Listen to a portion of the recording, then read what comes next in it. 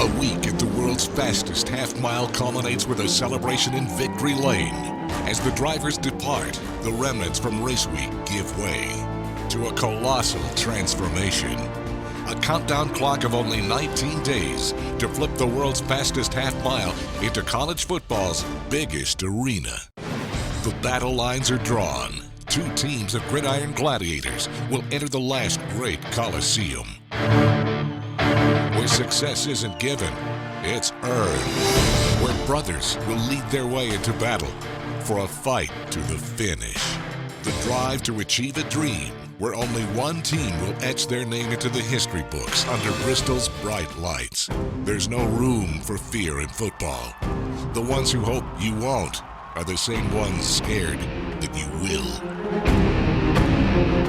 It's a sold-out game set to shatter the largest college football crowd on record. But in those few moments of silence, focus, determination, everything both teams have trained for flashes before them with one common goal: glory on the gridiron, where a clash in the last great Coliseum will crown the winner in the battle at Bristol.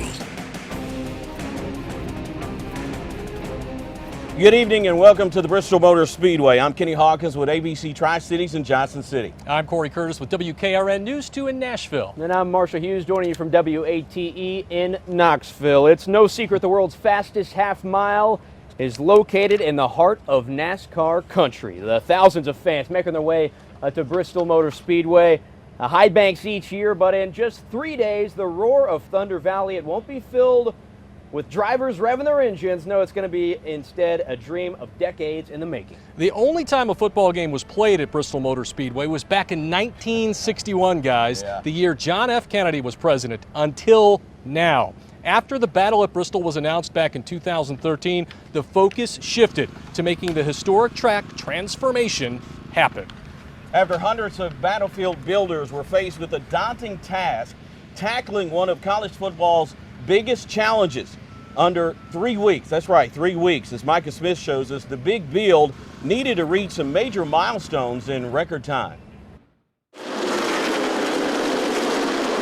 Kevin Harvick finishes his last lap and takes home the win at Bristol Motor Speedway after a one-day rain delay. But just 5 hours later, dozens of dump trucks, tractor trailers, and a crew 100 strong entered the last great Coliseum with one goal: transforming the world's fastest half mile into college football's biggest stage. Working to put the turf in less than 7 days to where it's all safe and playable. AstroTurf Director of Construction Mitchell Trubin says his team began planning this track-to-field project more than 2 years ago. And the tight schedule and layout of the infield made the job seem almost impossible. The underground, it all has over a 3-foot fall in the center. The water coming off the field is easy. How to build that up, it took over 10,000 tons of stone coming in.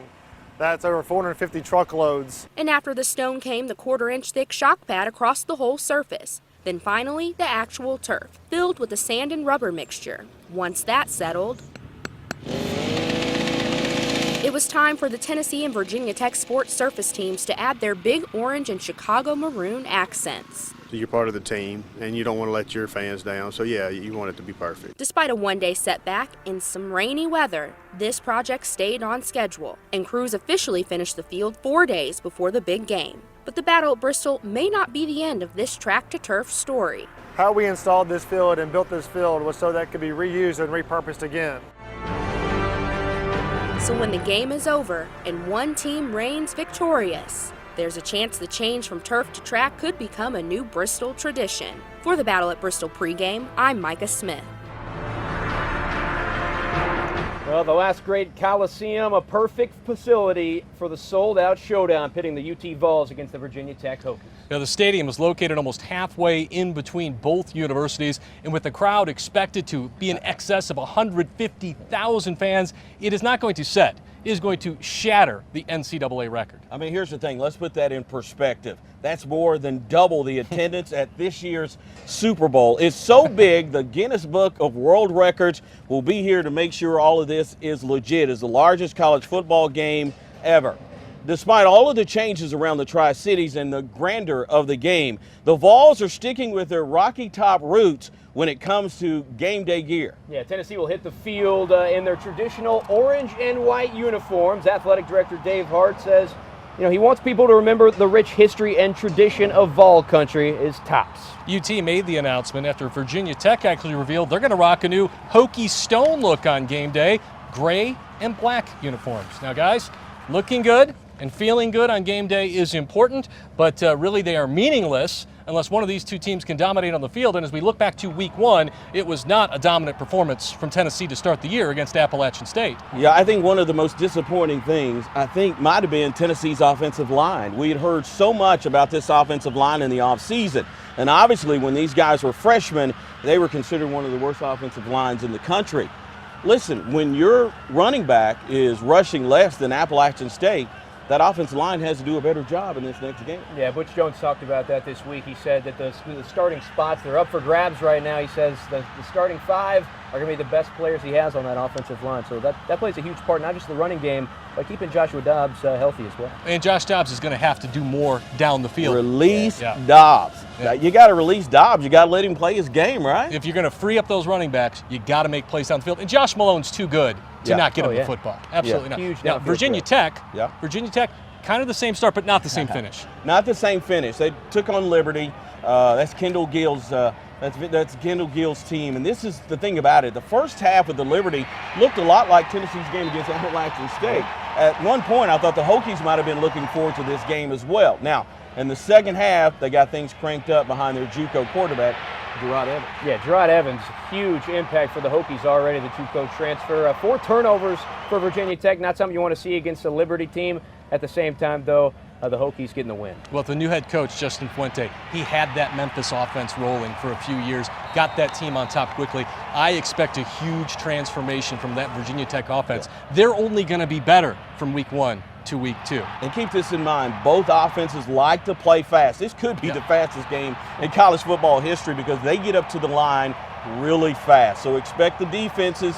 If you're stuck out there, these guys are going to be tired by the end of the game. One bonus for Tennessee, maybe not the same look as App State gives, where you see more of the option look. Different. It's more straightforward. They might be able to handle that, I don't want to say easier, but a little bit more normally.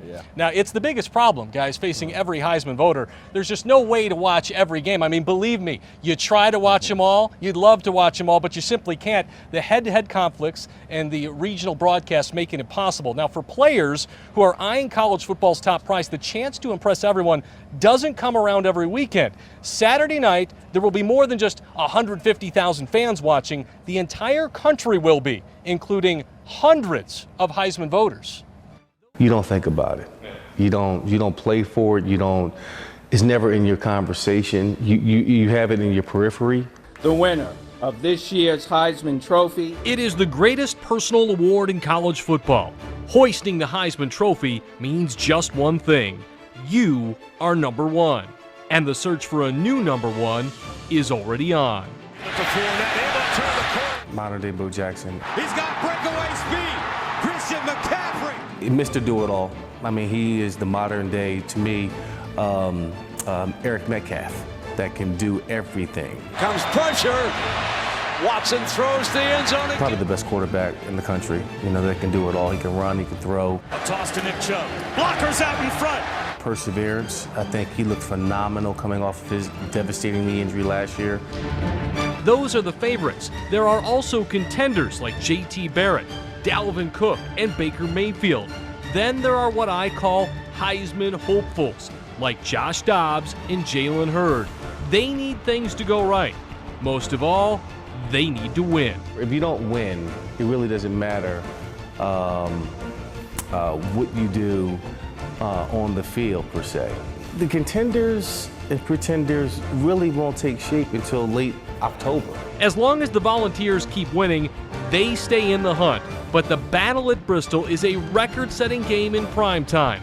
This is a mammoth opportunity. You want to have that big game, that signature win, that signature run, kind of to start things off, and to have that with a national audience against Virginia Tech at a neutral site on primetime television when everybody's watching, You know, you break off a 200-yard game or, you know, throw for 300 yards, rush for another 100 plus a win.